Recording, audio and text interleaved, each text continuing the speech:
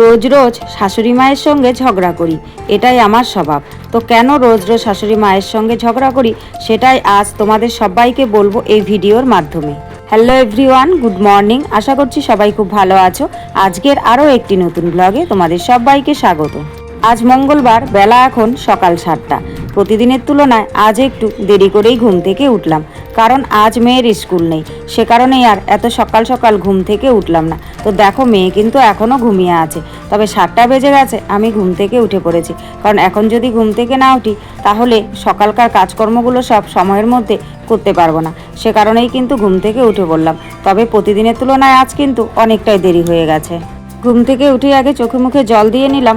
তারপর দেখো, কাল রাত্রিরের এঁটো বাসনগুলো ছিল ঘরে, সেগুলোকে বের করে নিয়ে চলে এলাম। আর কাল রাত্রিরের ভাতের হাঁড়িটাও কিন্তু বের করে নিলাম। এই বাসনগুলো না কাল রাত্রিরে মাজা হয়নি। কেন জানো? কারণ কাল যখন আমরা খেতে বসেছিলাম তখন বৃষ্টি পড়ছিল, আর হঠাৎ এত জোর বৃষ্টি পড়ছিল যে বাসন মাজার মতন কোনো পরিস্থিতিই ছিল না। সে কারণেই কিন্তু এঁটো বাসনগুলো রয়ে গেছিলো। আর না হলে প্রতিদিনই কিন্তু এঁটো বাসনগুলো আমি আগের দিন রাত্রিরেই সমস্ত কিছু মেজে রেখে দিই। সকালবেলায় আমার কিন্তু এঁটো বাসনের ঝামেলাটা থাকে না। তবে কাল আমরা পরে খেয়েছি, কর্তামশাই আর শাশুড়ি মা খুব তাড়াতাড়ি খেয়ে নিয়েছিল। ওদের এঁটো বাসনগুলো কিন্তু আমি আগে ধুয়ে নিয়েছিলাম, কিন্তু আমি, বাবু আর আমার মেয়ে একটু দেরি করে খেয়েছি। সে কারণে আমাদের বাসনগুলো আর ধুতে পারিনি, হঠাৎ করে বৃষ্টি নেমে যাওয়ার। এখন সকাল সকাল ঘুম থেকে উঠেই দেখো, আমি কিন্তু আগে এঁটো বাসনগুলোই মেজে নিচ্ছি, কারণ এঁটো বাসন থাকলে না আমার একদমই ভালো লাগে না। সে কারণেই কিন্তু কলতলায় বসে আগে এঁটো বাসনগুলোই মেজে নিচ্ছি। আর গামলা দুটোতে জল, মানে এই কালো গামলাটাতেও জল ছিল, কিন্তু সকালবেলায় ওই অনেকেই ঘুম থেকে উঠেছে জলটা ফেলে দিয়েছে। এই গামলায় আর তেমন জল নেই, গামলার জলটা পুরো খালি হয়ে গেছে। কিন্তু লাল গামলাটায় প্রচুর জল আছে, আর এটাতে আছে অল্প একটু পরিমাণ জল আছে। তবে এখানে যে পরিমাণ জল আছে সেই জলে কিন্তু এই বাসনগুলো আমার ধোয়া হবে না। সে কারণেই পরে কিন্তু আমার লাল বালতি থেকে জল নিতে হবে। তবে এখন আর সকাল সকাল জল পাম্প করব না, কারণ পরে তো আবার ওই ট্যাপের জল চলেই আসবে। সে কারণে খুব একটা জল পাম্প করি না, কারণ আমাদের কুয়োতে বেশি জল পাম্প করলে বেশি জল থাকে না, জল শুকিয়ে যায়। সে কারণেই কিন্তু পাম্প করা খুব একটা হয় না। আর এখন বর্ষার দিন, এখন অবশ্য জল আছে, কিছুদিন পরেই জল থাকবে না। তো যাই হোক, এঁটো বাসন টাসন ধোয়া সব কমপ্লিট করে বাসি কাজকর্ম সব সেরে এখন কিন্তু আমি ব্রাশটা করে নিয়েছি। আর আজকে একটুখানি হেঁটে হেঁটেই ব্রাশ করছি। চারিদিকটা দেখছি, আর পেছন দিকটা সাধারণত আসা হয় না, এত মশার উপদ্রব বেড়েছে কি বলবো, আসাই যায় না। এলে পরে মশায় প্রচুর পরিমাণে কামড়ায়। তো দেখো, এখানে দাঁড়িয়ে আছে, এখানেও কিন্তু প্রচুর মশা কামড়াচ্ছিল। তারপরেও কিছু করার নেই, একটু হেঁটে হেঁটে দাঁতটা ব্রাশ করে একদম ফ্রেশ হয়ে চলে এসেছি। বেলা অনেকটাই হয়ে গেছে, আমরা চা খেয়ে নিয়েছি। আর মেয়ে কিন্তু একটু আগেই ঘুম থেকে উঠলো। যেহেতু আজকে ওর স্কুল নেই, তাই বলেছিলাম মুখ টুক ধুয়ে বই নিয়ে বসতে। সে কারণেই কিন্তু মুখ টুক ধুয়ে ও এখানেই বই নিয়ে বসেছে। তারপর ওকে একটুখানি হরলিক্স আর বিস্কিট দিয়ে দিলাম। তো বিস্কিটটা আমি এমনিতে প্লেটে দিতে চেয়েছি, ও বলল বয়াম শুদ্ধ দিতে, ও যে কটা খাবে বাদ বাকি থাকবে। তাই ওকে বয়াম শুদ্ধ দিয়ে দিলাম, আর বাটিতে একটুখানি হরলিক্স গুলিয়ে দিয়েছি।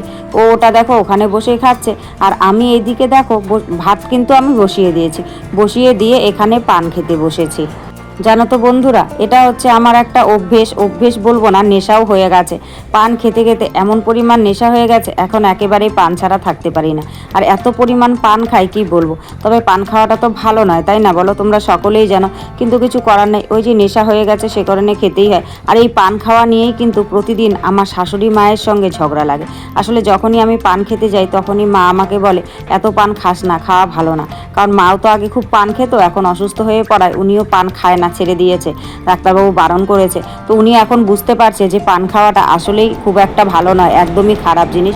সে কারণেই কিন্তু আমাকে উনি সাবধান করছে যে এভাবে পান খাস না, অসুবিধা ভবিষ্যতে তোরই হবে। আমি তো অসুবিধায় পড়েছি, আমাকে তোরা দেখছিস, কিন্তু তুই যখন অসুবিধায় পড়বি তোকে দেখার মতন কেউ নেই। তোর তো একটা মেয়ে বিয়ে হয়ে শ্বশুরবাড়ি চলে যাবে, তখন তোকে কে দেখবে? তো কথাগুলো মন্দ বলে না, ভালোই বলে, কিন্তু সবসময় শুনতে শুনতে মাঝে মধ্যে আমার রাগ হয়ে যায়, দু একটা উত্তর দিয়ে দিই। তো ওটাই আর কি, প্রতিদিনই আমি শাশুড়ি মায়ের সঙ্গে এই নিয়ে আমার তর্ক বিতর্ক লেগেই থাকে। তো যাই হোক, ভাইয়ের ঘরের বিছানাটা, এই ঘরে যেহেতু কর্তামশাই শোয়, সে কারণে বিছানাটা কিন্তু এই অগোছালো অবস্থায় ছিল। তাই বিছানাটাকে সুন্দর করে গুছিয়ে ঝেড়ে ঝুড়ে পরিষ্কার করে রাখলাম। রেখে এখন চলে এলাম কিন্তু আমার ঘরে, কারণ এ ঘরে আমি আর মেয়ে শুই। এ ঘরের বিছানাটাও আমাকে তুলতে হবে। তবে এ ঘরে কিন্তু আমরা মশারি খাটিয়ে শুই, কারণ এটা তো টিনের ঘর, আর টিনের ঘরে না সাধারণত মাঝ রাত্রিবেলায় ঠান্ডা হয়ে যায় প্রচুর, তখন আর ফ্যান চালানো যায় না। আর ফ্যান যদি না চালাই তাহলে প্রচুর পরিমাণে মশা ধরে আর কি, মশা কাটে। সে কারণেই কিন্তু মশারিটা টাঙাতেই হয়। আর মেয়ে যেহেতু থাকে, তবুও আমি একা থাকলে মাঝে মধ্যে মশারি টাঙাই না, কিন্তু যেহেতু মেয়ে আমার সঙ্গে থাকে তাই মশারিটা আমাকে টাঙাতেই হয়। সে কারণেই কিন্তু আমাকে প্রতিদিন এই মশারিটা রাত্রেবেলায় একবার টাঙাতে হয়, সকালবেলায় একবার তুলতে হয়। কিছু করার নেই, নিজের জীবনকে বাঁচানোর জন্য অন্ততপক্ষে এইটুকু পরিশ্রম তো করতেই হবে, তাই না বলো? তো যাই হোক, মশারিটা সুন্দর করে গুছিয়ে নিয়ে বালিশ দুটো আর ছোট্ট একটা ব্ল্যাঙ্কেট আর মেয়ের ওই কোল বালিশটা সুন্দর করে গুছিয়ে এখন বিছানাটাকে কিন্তু টান টান করে রেখে দিচ্ছি।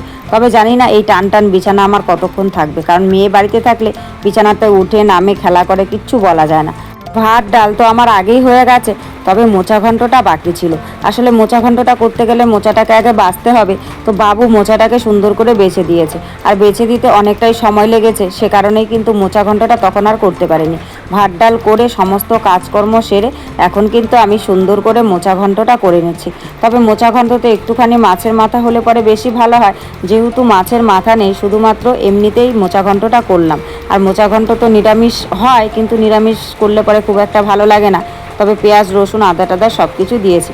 এমনিতে যেভাবে আমি করি সেভাবেই মোচা ঘন্টটা করলাম, শুধুমাত্র মাছের মাথাটা ছাড়া। তবে মোচা ঘন্টটা খেতে না খুব একটা খারাপ হয়নি, জানো তো, বেশ ভালোই লেগেছে। ভাবতে পারিনি এভাবেও মোচা ঘন্টটা এতটা টেস্টি হবে। ভেবেছিলাম হয়তো বা মোচা ঘন্টটা ভালো হবে না, কিন্তু খাওয়া দাওয়ার পর বুঝতে পারলাম যে না, সত্যি মোচা ঘন্টটা এভাবেও টেস্ট হয়েছে। রান্নাবান্না সমস্ত কাজকর্ম কমপ্লিট, রান্নাঘর পরিষ্কার করে নিয়েছি।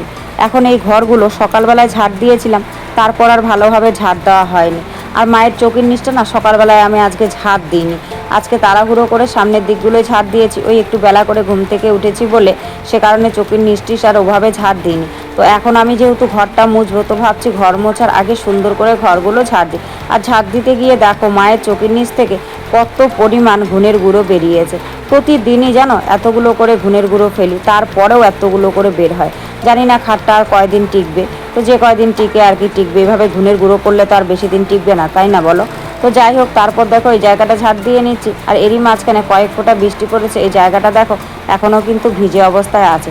তো ঘরগুলো সুন্দর করে মুছে নিয়েছি, সেগুলো আর তোমাদের সঙ্গে শেয়ার করলাম না, কারণ প্রতিদিন তো ওই ঘর মোছা টরমোছা সব কিছু শেয়ার করি আর ডেলি ব্লগ শেয়ার করি বলে এগুলো আমাকে শেয়ার করতে হয়। এগুলো কোনো কিছুই যদি শেয়ার না করি তাহলে তোমাদের সঙ্গে আর আমি কি শেয়ার করবো, তাই না?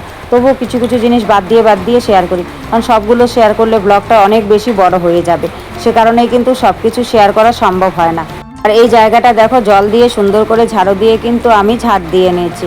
এই জায়গাটা খুব বেশি নোংরা হয়নি, ঝাড়ফাট দিয়ে নিয়েছি, তো তবুও জল দিয়ে না ধুলে জানি না কেন ভালো লাগে না। প্রতিদিনই কিন্তু এই জায়গাটা, এই ধোয়া মোছার কাজটা আমাকে করতেই হয়। তো যাই হোক, ধোয়া মোছা কমপ্লিট করে স্নান দান সেরে একদম চলে এসেছি। আর এখন দেখো প্রায় বিকেল হয়ে গেছে, মুষলধারে বৃষ্টি নেমেছে, কি বলবো। এত পরিমাণ বৃষ্টি হচ্ছে এবছরের মতন বৃষ্টি এর আগে আমি কখনো দেখিনি।